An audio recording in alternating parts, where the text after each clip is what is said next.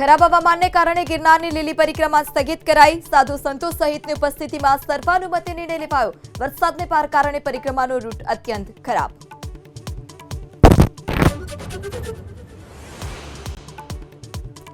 કોંગ્રેસના રાષ્ટ્રીય પ્રમુખ મલ્લિકાર્જુન ખડગેએ આરએસએસ પર પ્રતિબંધ લગાવવાની માંગ કરી। ભાજપ પર લગાવ્યો એજન્ડા ચલાવવાનો આરોપ। ભાજપે કર્યો પલટવાર।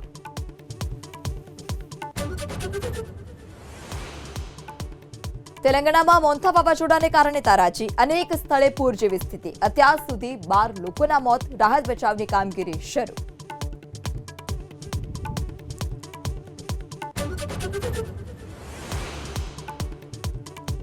સોના ચાંદીના ભાવમાં આજે ફરી વધારો। સોનું 1200 રૂપિયા, જ્યારે ચાંદી 2300 રૂપિયા મોંઘું થયું। સોનાનો ભાવ ફરી 1,21,000 ને પાર।